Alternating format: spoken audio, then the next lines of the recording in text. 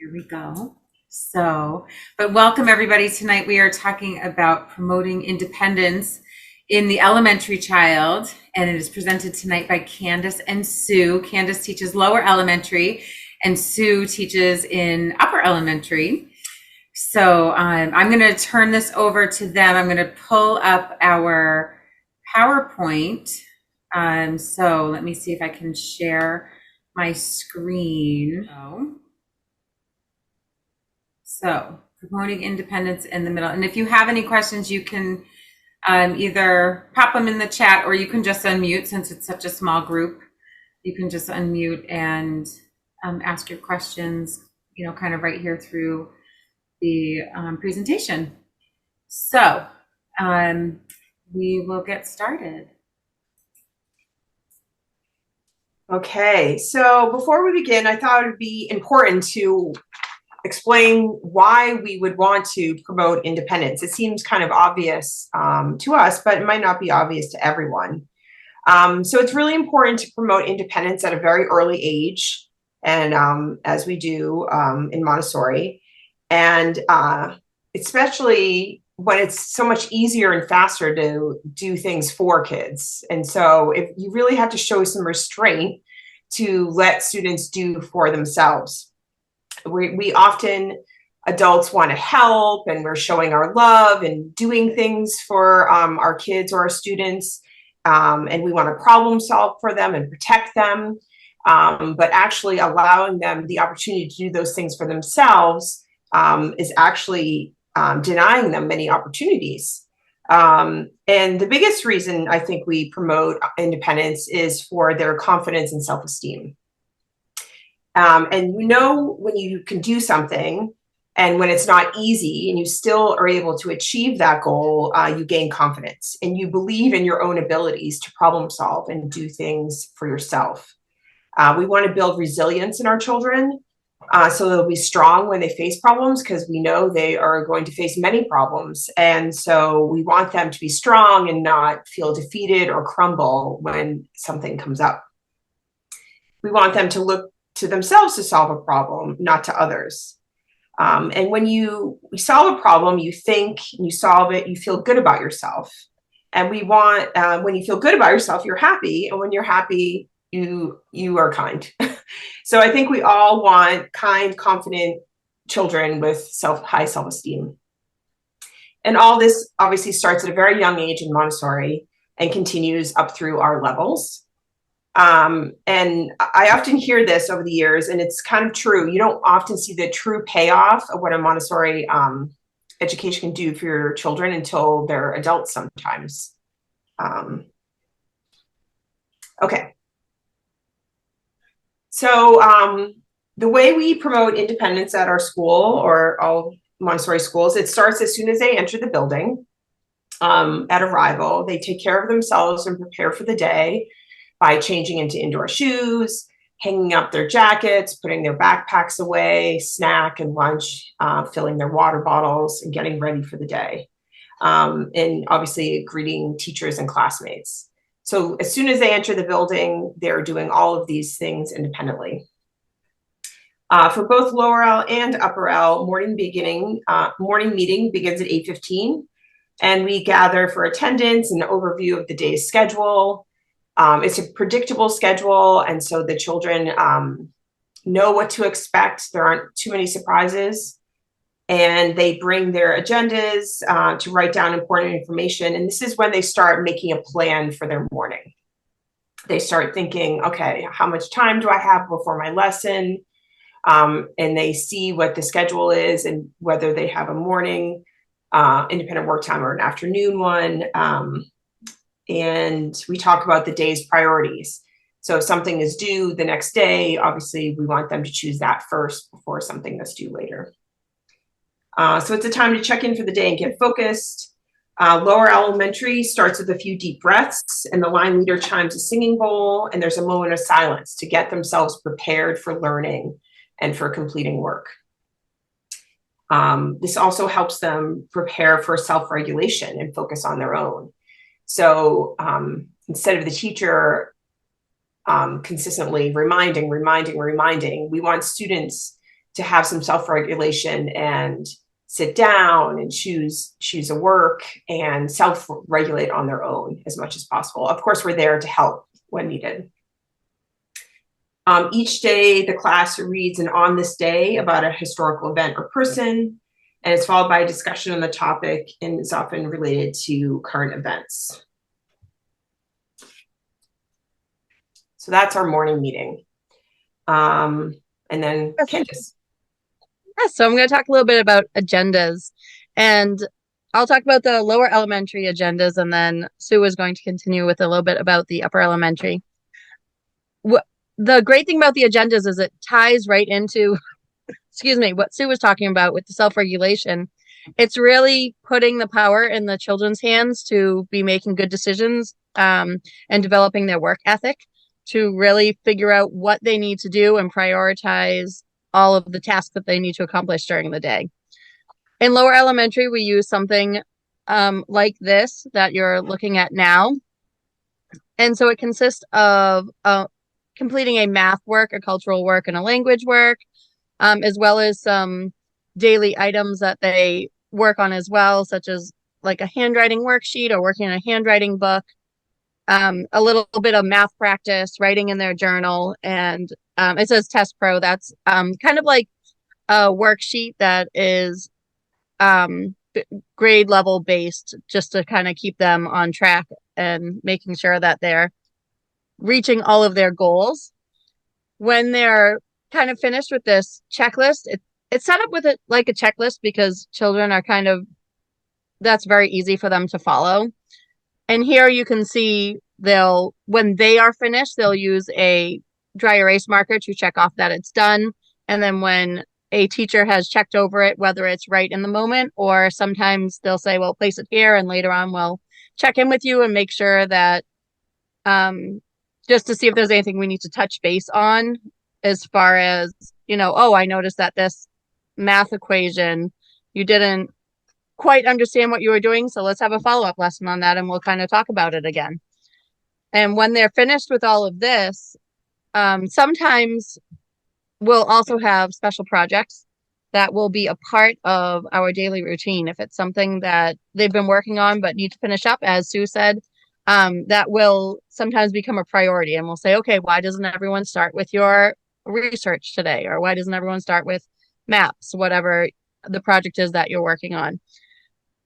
And then when they're finished with all of that, many classrooms will just let the children have a free choice, which would be choosing something in the classroom that they'd like to work on, whether it's story writing or research or silent reading, art, yoga. There's lots of things that we have in the classroom that are available for the children. Or, of course, they could practice more math if they wanted to, or anything that they are really wanting to get their hands on.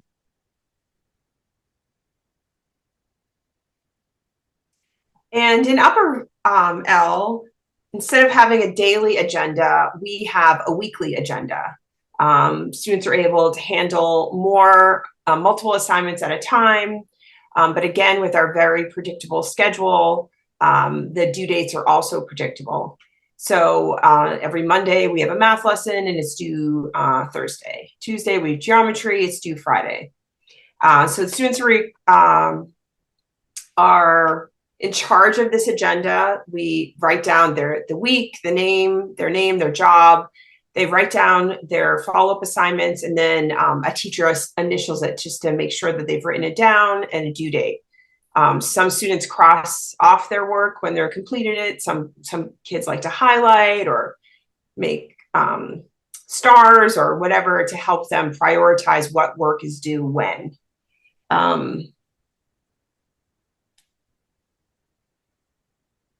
Often with the agenda, we often talk about how long do you think this is going to take? So say you have a book club assignment and you see that it's 20 minutes before snack. Is this a good time to start a reading project, or how long does it normally take you? And so we're really asking students to think about their time management, plan their time. And that's what the agenda is helpful for.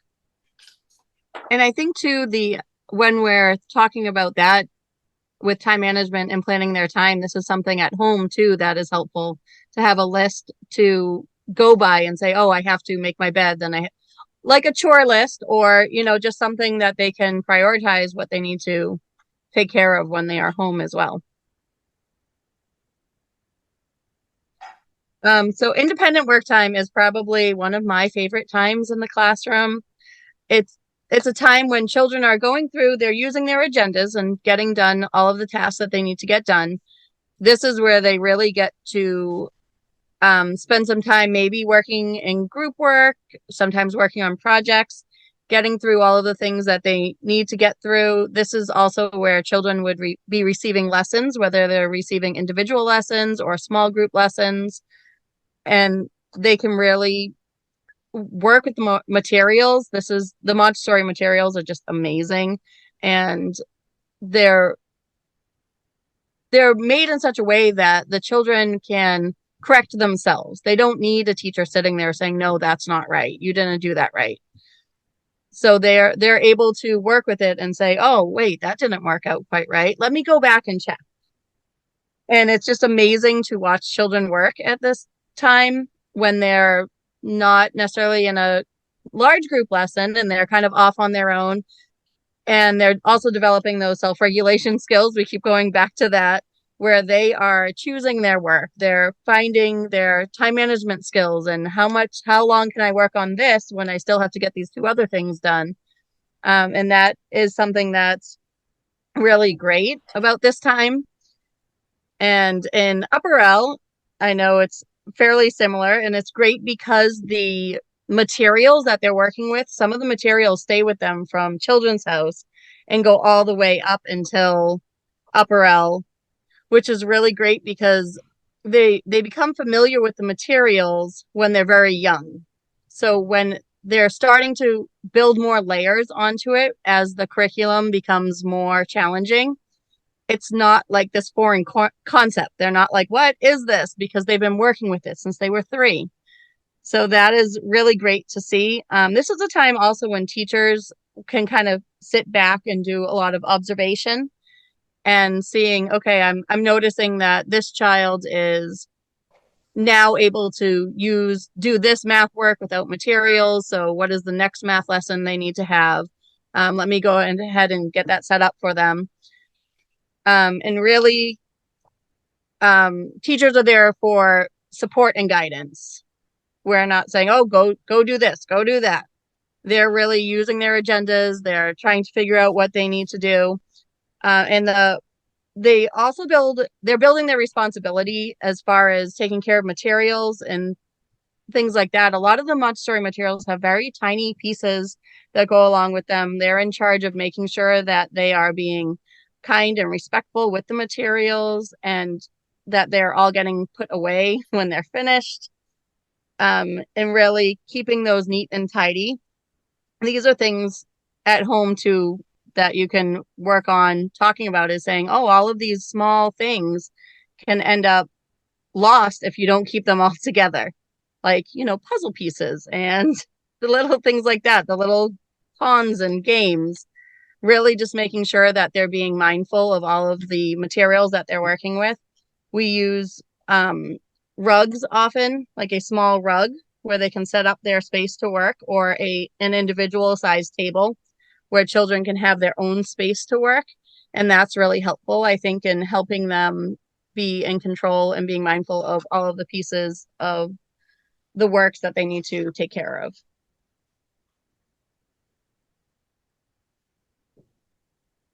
So small group lessons, this is a really big piece of lower elementary, because children are in this social explosion where they're really wanting to be working with their peers and they're wanting to be with friends rather than having independent lessons. That it's a great time for them to really focus, and they enjoy being with their friends rather than working on their own. They'll often ask to work in small groups even during an independent work time. And it helps them develop their social skills. They're working on waiting their turn. They're working on being respectful to others.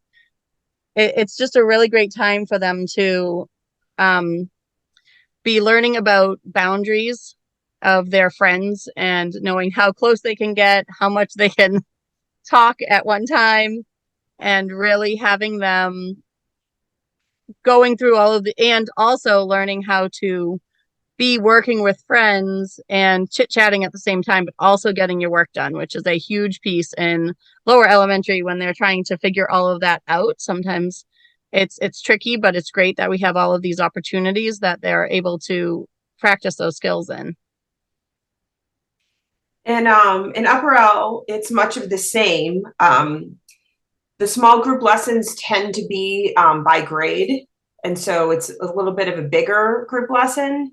But there's a routine where they, when they're called for a lesson, they have to bring all their materials, their agenda, their book, their pencil, their clipboard.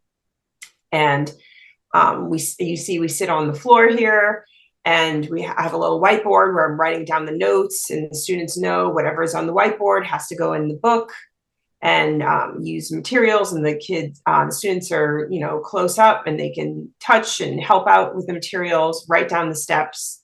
It's a really great way to teach, I think, because the students are interacting with the material as you're teaching the concept, and you can pretty quickly assess who understands. Do you have to explain it in a different way?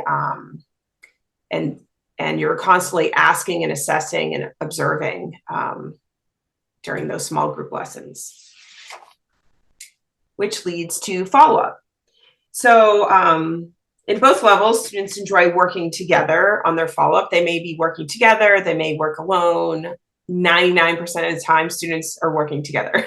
They're very social at both ages. And having a partner or a group of people to work with is quite beneficial. You can talk things out. You can say, do you remember how to do this? I don't remember this. And some students are really good at manipulating the materials or remembering all the steps. And it's just a great balance of working, and you can talk things out. Now, taking notes in Upper L is really important. And so often when students are completing follow-up, some students at first want to just ask right away, I don't remember how to do this. And so I always refer them back to their notes. They look in their book. They're essentially making their own textbook so they can look for the skill that we learned that week. We do an example and all the steps are written out, so they often draw a picture to help them remember. So I often always refer them back to that to, increase their independence. And if they still are having a hard time, I will definitely step in. But that's another way we promote independence, is essentially helping them create their own textbook so that they complete their follow-up at a later date. Again, it could be done at a table or on the floor. They like that flexibility. And like Candace said, it's a great time for teachers to observe how they're doing the work, when they're doing the work. It's a great time just to sit back and watch. If students are struggling, we don't jump in and give them the answer and show them. We let them work through it. The best feeling is you're like, I want to say something so badly, or they make a mistake right in front of you. I want to say something so badly, and they go, oh yeah, no, yeah. And they fix it. And it's like, and you don't have to say anything. So that's a great thing you can do at home. So if you see your child about to make a mistake, let them make the mistake. Unless it's dangerous, but working through that and watching them figure it out on their own is very rewarding as a teacher, and I'm sure it is as a parent as well. All right. Snack time.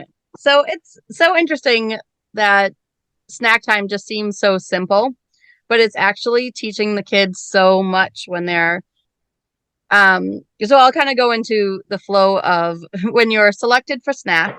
In lower elementary, we have individual snack times.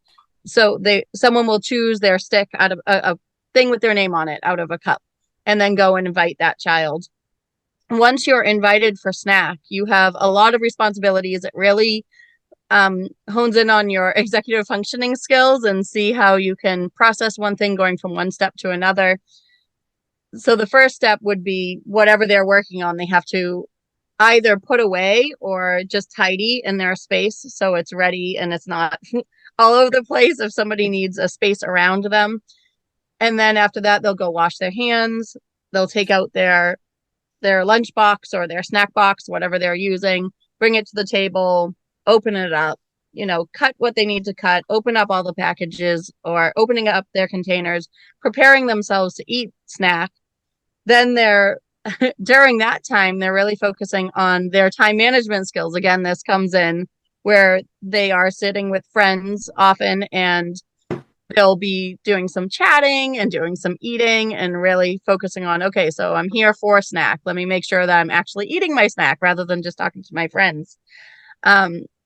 So as they're going on through that, then snack time is going to end at some point, and they're responsible for cleaning up all of their things, putting all of their containers away, then making sure that the table is clean and ready for the next person. So that might mean using a table sweeper to get any crumbs off of the table, using sanitizer to wash and wipe the table, and then going and washing their hands again because they've just eaten before they go back and get to their work. And then they need to get back into their flow of working and get back to their what they need to get done. So although it seems like such a simple thing, there's a lot that really goes into it. And this is the same thing, at home where if they're preparing a snack, they can prepare snacks. You should have them prepare them for you. Maybe say, hey, why don't you prepare some crackers and cheese, things like that. In upper elementary, they have a group snack in the classrooms.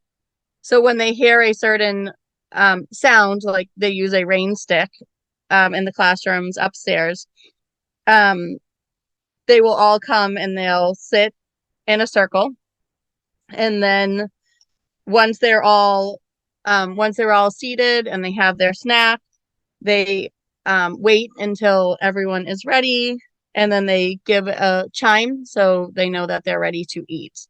So they're developing respect and patience and letting them just being respectful of the person next to you. You're not going to be shoving food in your mouth when somebody doesn't even have their food out. And that's a time that sometimes they'll do a read aloud or they'll recap main ideas from lessons that they've had the day before. And they just have a lot of really good conversations as a group about all different things that have happened during the day. And it's really great for building character and figuring out all of those things that they need to do for the day.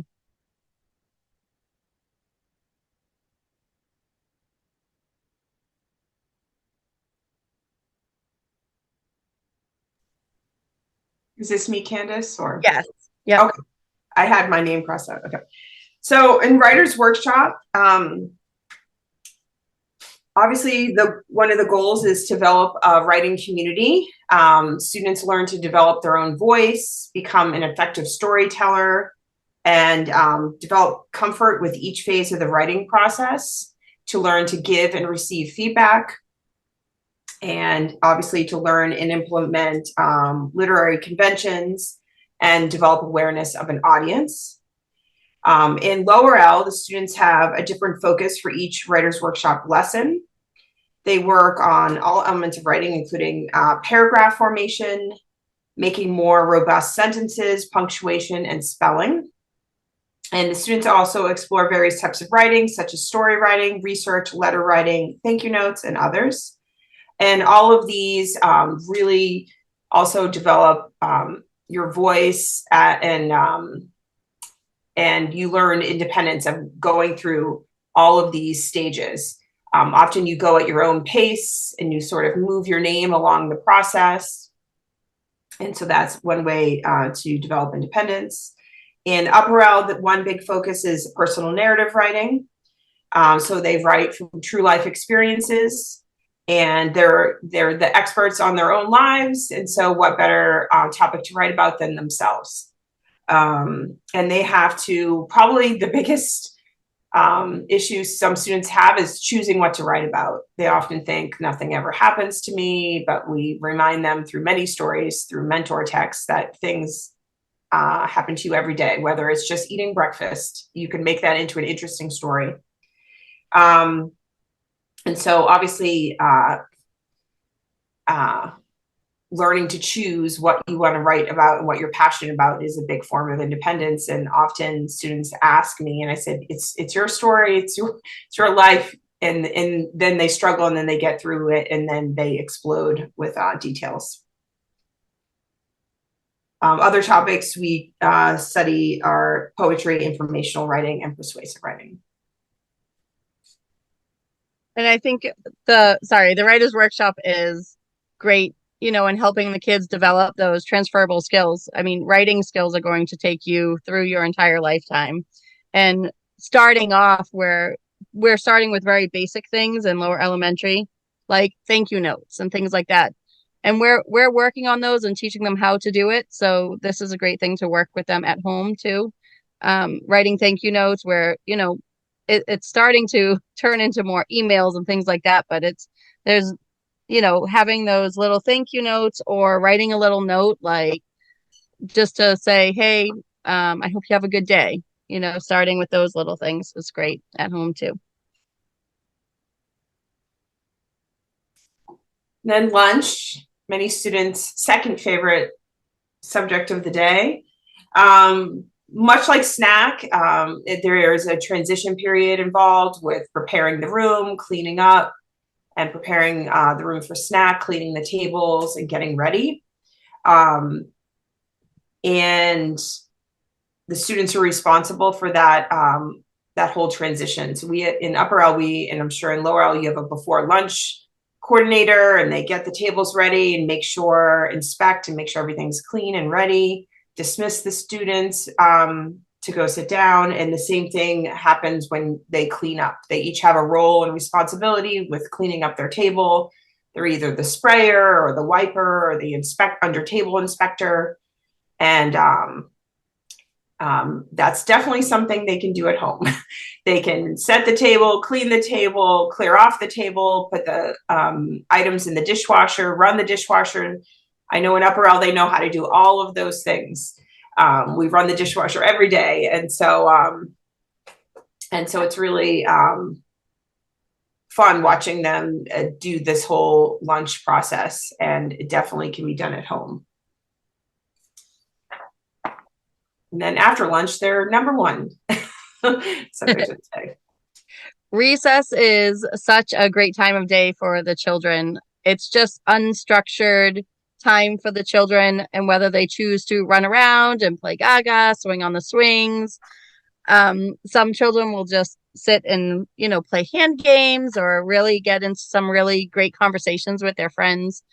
This is a time when they're really developing their social emotional part of their brain. So they're having a lot of social interactions.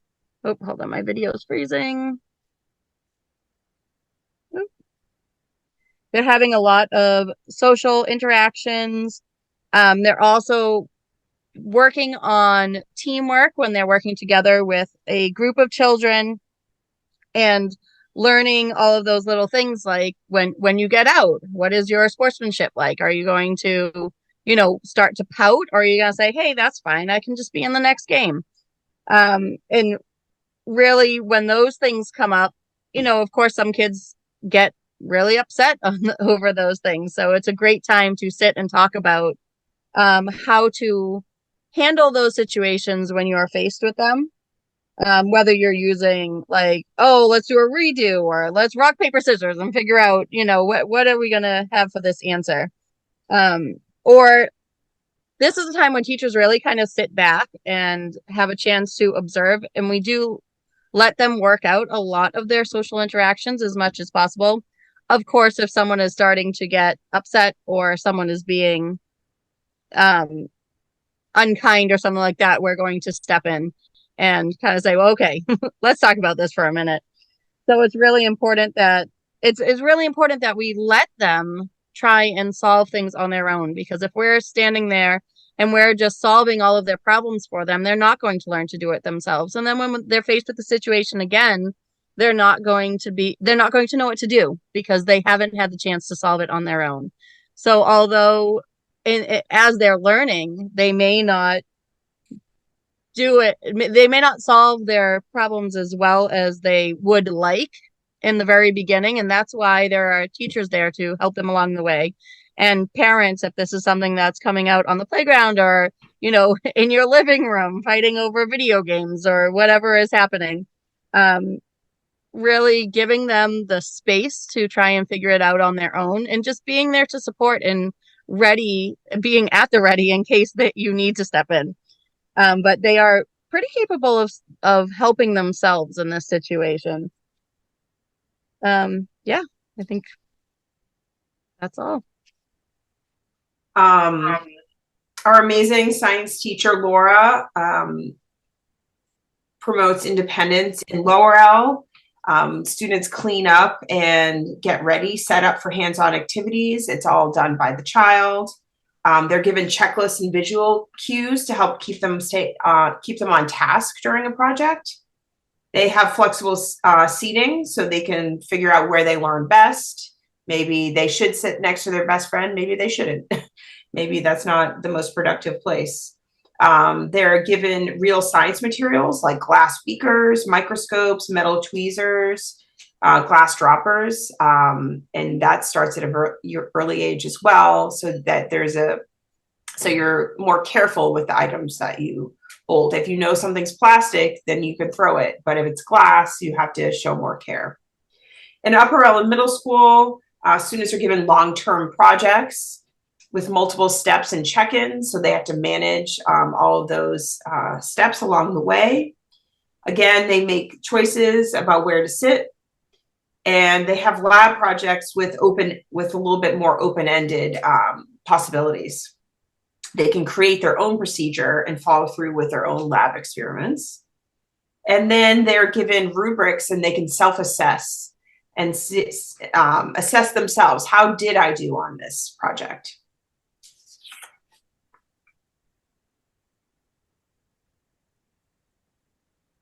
All right, let me see. The cultural area is such a great place to be able to develop independent skills.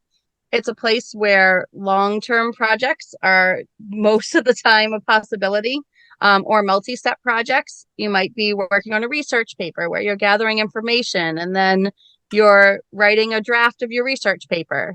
And then once that's finished, you're going to do some editing, and then you're going to put it into a final project or a final paper, and then give a presentation on that. So all of these things are building up. It also gives a chance for them to practice having deadlines and kind of mini deadlines. Like, okay, well, if I know that I have to present this in 2 weeks, then by the end of this week, I want to make sure that I'm at X, Y, and Z. And it's really great for them to really take this on their own and see what's interesting for them. If they're assigned a project on Africa, they might decide that, oh, I'm actually going to study all of the rivers in Africa, or maybe I'm going to focus more on the animals in Africa, or maybe just one, and then I'm going to create a whole biome for this animal and really delve deeper into biomes and really get creative in what they're doing, but really staying on task and knowing that their focus is kind of getting to a point of understanding or something that they might want to present.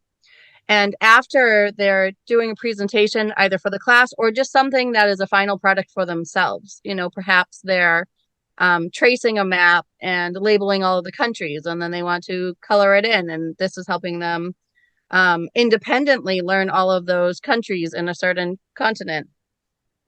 And then after they're finished, they can have kind of a self-assessment and say, okay, well, that went well, or that did not go well. And what could I do differently in this to make it better for myself to be more successful next time?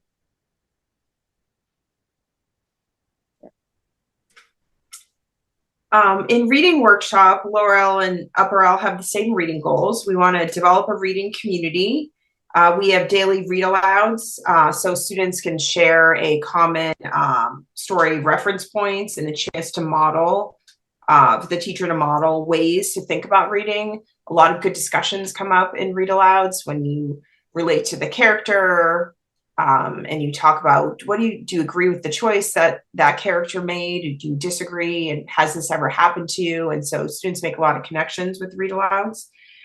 So we also ask students to choose independent reading books. So this is a great way where students can learn what are they interested in, what genres do they really like, and that's obviously getting to know themselves as a reader, what's interesting to them. Now, often students find one genre and they kind of stick with it. So we do ask that they vary their genres and we give them genre goals so that they can read nonfiction, fiction, fantasy, science fiction. So we want them to read a variety of genres because you never know unless you try a new genre. We also have book clubs, and so students are involved in a small group for a book club, and we really develop discussion skills, and they answer questions about main idea, but also about character motivation and how that made them feel, and they have some pretty good conversations with that as well. And because we want students to be able to think critically about what they're reading and make connections, and also express those opinions clearly in writing.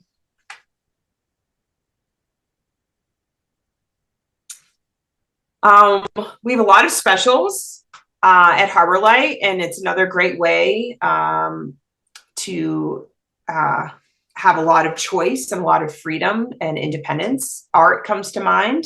Holly has a great selection, and students, much like in the classroom during independent work time, the art room is set up like that as well, so students can follow their own interests and keep going with a project and try different mediums, whatever they're drawn to. They also obviously have to do a lot of cleaning up in the art space and really respecting that environment. In band, I think a lot of the independence is practicing your instrument. So you can have your lesson, but unless you practice it at home and then remember to bring your instrument home and back to school and your book, there's a lot of responsibilities with having an instrument. And so that is part of that lesson. The same thing goes with music, performing arts, memorizing lines and taking that sort of homework.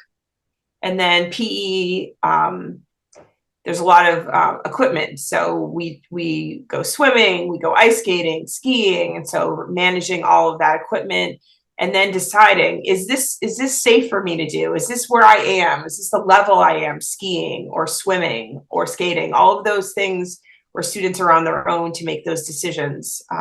That's where I see a lot of independence. So experience weeks. So experience weeks is sort of when we take all of these skills and we kind of put it on the road.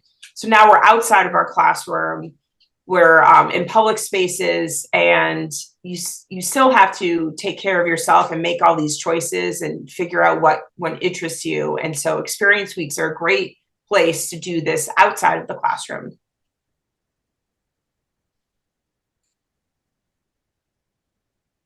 So the classroom responsibilities or classroom jobs are something that every classroom has.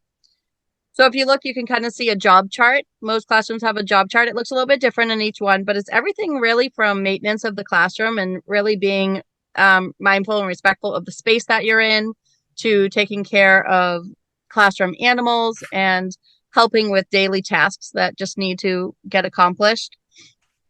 And so each week, children will choose, in some classrooms they choose, in other classrooms it's just assigned or it's on a list, like you're next for this job. It's really great because it helps children take pride and ownership of their classroom, and really when they're thinking about it, it gives them a good chance for problem solving and things like that. Like, oh no, we're out of paper towels. So rather than just coming to a teacher and saying, there's no paper towels, they'll know where to go get the paper towels and refill it. And if they do say something like, oh, there's no paper towels in the bathroom, they may be met with a question like, well, how could you problem solve that? Where else could you find paper towels to take care of what you need right now? And that way it helps them really kind of think outside the box rather than just waiting for an answer.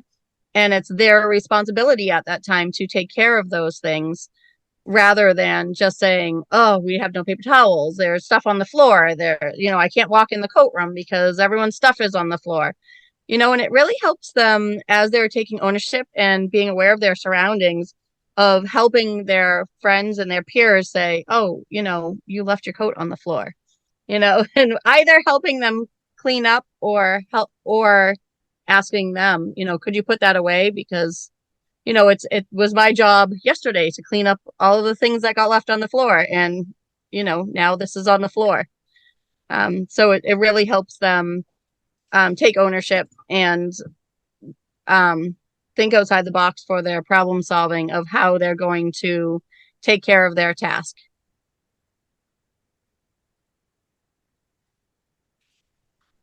All right, so homework is probably the way you would see this independence the most as parents. In lower elementary, homework is given in third grade.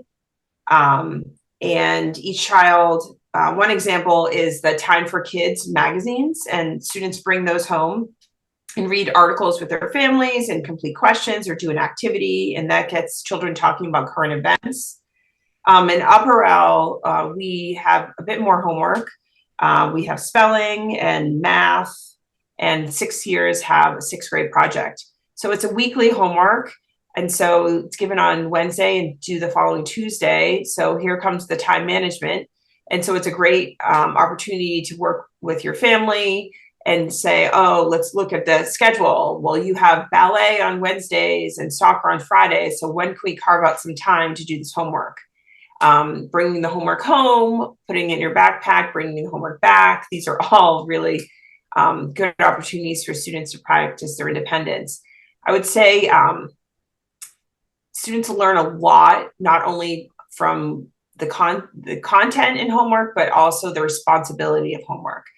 And so I think it's a really good opportunity for students to, and they make a lot of mistakes and we expect them to. And so it's just like a skill like anything else that we learn. And so remembering is a really hard thing to do sometimes. So how do you remember? Do you write yourself a Post-it?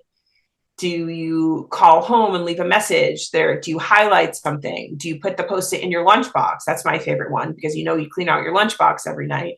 And so, or you have a calendar at home and a dry erase. And so we talk about all the strategies because students will have lots of places to lose homework or forget it. I just had a student traveling and his homework, he was on vacation and his homework flew in the pool. And so his dad wanted to prove that he had done his homework with a little crumpled up. So there's a lot of room and, waiting to the last minute. If it's due on Tuesday, it's not a good idea to wait on Monday because something always comes up. And so these are really good opportunities that we want students to, try and fail and try again. So as a parent, I think it's a great way to sort of step back. You can send an email, heads up, my son didn't get a chance to do his homework tonight. Can you talk to him? Or I want him to let you know and why. And there's a lot of problem solving going on with homework.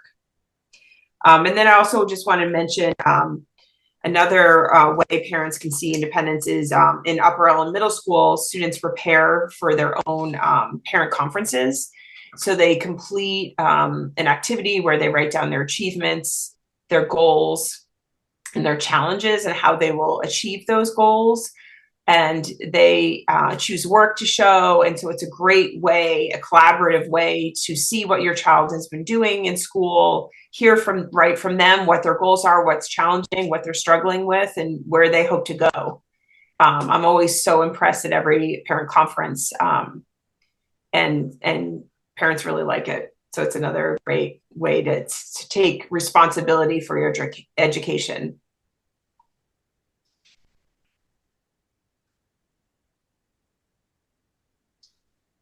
So we have lots of ways that we complete community service, which is obviously a way to build some character and independence. We have a few classroom businesses. The middle school has a cafe every Thursday, and so the students are baking muffins and getting things ready for the cafe in the morning. They're in charge of the money, collecting the money, charging the money, and then obviously serving the students who come. And it's very popular. It's very social. It's Thursday mornings. They're having a great time. Same thing with Epparel. They have a pizza business where they're selling pizza to all of Lower Ellen Middle School as well. And they have to figure out each role and how do we do this and food safety. And it's just so many opportunities for independence, setting things up and getting into the system of how do you serve food to, I think it's like 85 people we're serving food to every Thursday. And then the middle school has their turkey chores, and well, the whole school does it, but the middle school is in charge of collecting it and delivering all of those things. I don't know if you wanted to mention anything about that, Elisa. Yes, it's actually like a school-wide effort where all of the families donate pieces of the dinners, but then the middle school kids actually take the money that we collect and they go shopping at the grocery store. We talk about the prices of the different pieces of the meal and shop for the turkeys, and then look at the extra money that we have and see how many extra meals that we can purchase, and put all of those things together, and then we bring them over to the Head Start program and deliver the meals to them. And then this year we actually also had a tour of the facility, so they got to see it. And then we did a food drive this year as well, right at the same time. And the kids brought that over to Beverly Bootstraps and then got a tour of the food pantry and got to see how the food pantry worked and got some information from the people that run the food pantry about how they serve our community, which was really great for the kids to see. And they actually got to go up to the thrift shop too to see what how that really affects the community. And then as far as like the rest of the community service traditions that we have at Harborlight, it really, I think, helps our kids to see how even just the smallest thing can really benefit the greater community, outside of the walls of our school, and how that they can make a difference in other people's lives, which I think is just such a really important message for our kids to get, even from, just a small thing like our little free library that we have out in the parking lot, giving a book to somebody and how bringing joy to somebody in that way, but just giving a book and taking a book, even down to just recycling and those kinds of things. And so all of those messages that we are trying to teach our children and hopefully have them, take with them when they leave our school. I just think it's all part of this, what we are trying to teach them, but, to become these responsible and respectful members of not only our little community, but to the, greater community as a whole.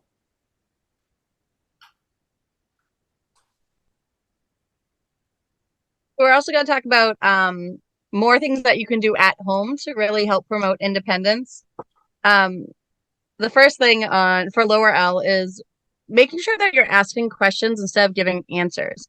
When your child is saying, "Where are my shoes?" rather than saying, "Did you look under your bed?" Not those type of questions, but instead of saying, "Oh, they're by the door, I saw them earlier," saying, "Well, let's think about this. Where was the last place that you had them? Where did you go when you took them off?" So really helping them take ownership for their own belongings, and there's so many other things that go along like that. With that, if your child is saying, "I'm hungry," rather than saying, "Here, let me make you a snack," or asking a question like, well, what are your options right now? And they'll usually come up with something like, well, I could have a snack, or I could wait till dinner, or I could have, whatever they're coming up with is really helping them think critically about their own situations and taking ownership in that space for themselves. The next thing, packing lunch and snack, is something that they can do on their own. That way you're not going to come home with things like, oh, I don't like pineapple, and you packed me pineapple again. So they're making those choices, and they're becoming responsible and deciding what they want, and really making sure that they are choosing the right portions. And they're learning a lot from that too. Oh, I actually only packed, a bag of chips and I was hungry. Things like that.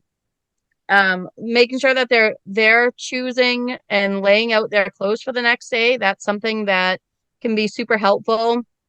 It speeds up your time of getting ready in the morning, but it's also having them think ahead to what is coming up next for them. And that's important. That helps them also prepare themselves for the day. Making a checklist is something that you can do anytime for so many things, whether it's a checklist for what do we need to buy at the grocery store, or what are the steps that you need to follow before you're ready to get into bed. And let them generate those ideas of what should go onto that checklist. And they know, most of the time they know, even though you may think, oh, they always forget to brush their teeth. They know they should brush their teeth. But if they've come up with it and said, oh, right, I have to get on my pajamas and I have to brush my teeth, and then I have to read, or whatever their routine is, they'll be able to come up with all of that. Not always right on the spot, but having a checklist is always super helpful. That way, if they're starting to forget, rather than saying, oh, I don't know what I have to do next, because they're tired and, it's the end of the night, they'll have something that they can fall back on and say, oh, yeah, I actually do know these things.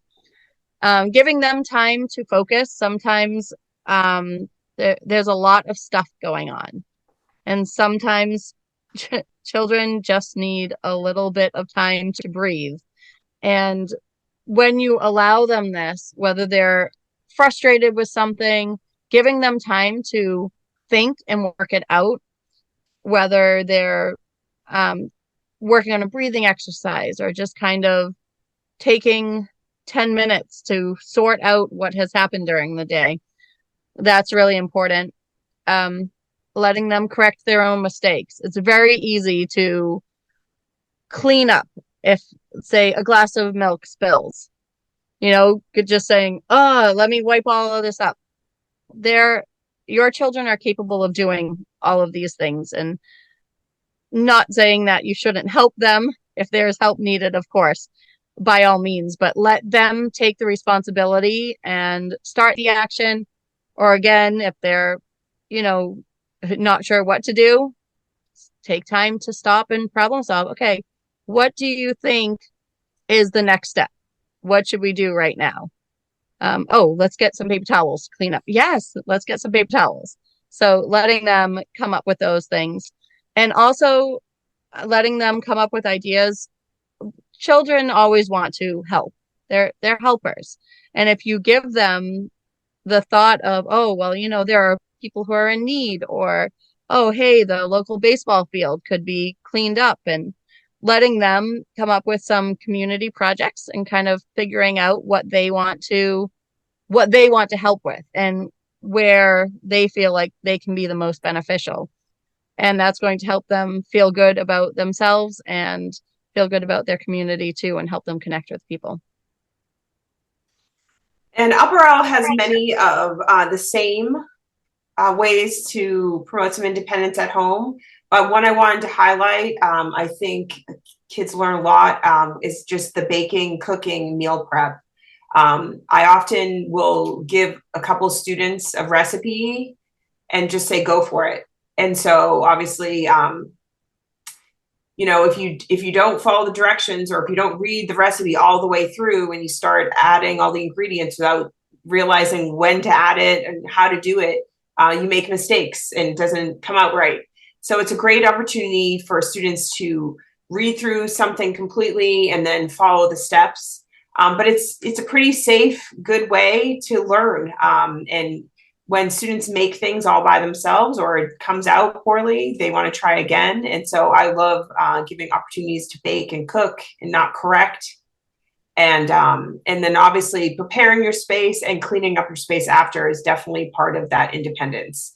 Because you can do all the cooking and then there's flour everywhere. And so allowing your students or your children to be part of that process and to know, well, next time you ask, can I make a cake? Well, do you remember all the steps and all the responsibilities? Because it's not just the eating of the cake or sneaking the batter.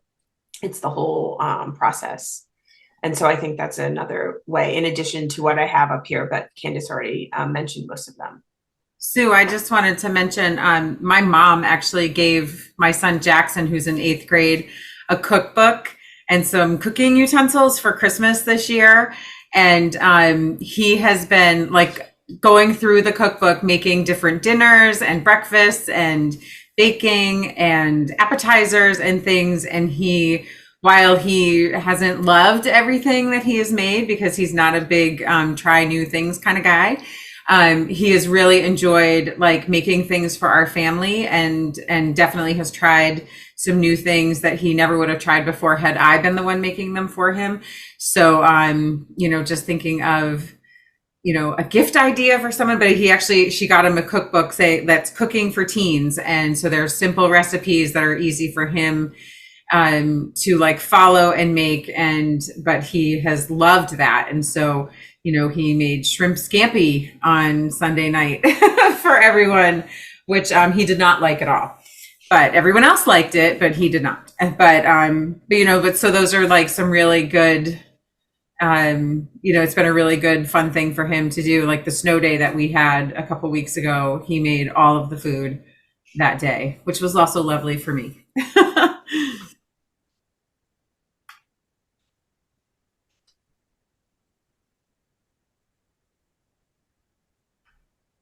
So I think that is it. So all of this wonderful knowledge now that everybody has, I'm going to stop the screen share.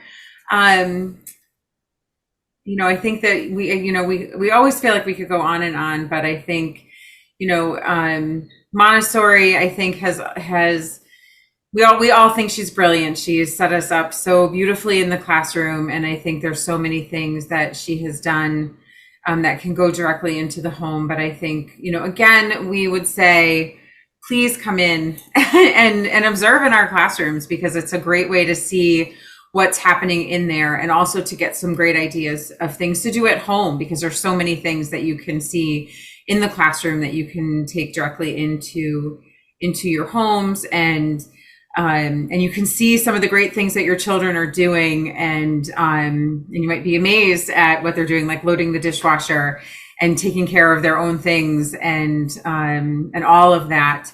But we invite you to just set up a time to come in and see what's happening in the classrooms, because I think that is a great way to get a really clear view of what's going on, and to get some great ideas for things to do at home. But if you have any questions, let us know. Feel free to reach out to any one of us. We would be happy to talk more. We appreciate you coming. And for those of you that are going to watch this recording, reach out anytime. We'd be happy to talk further.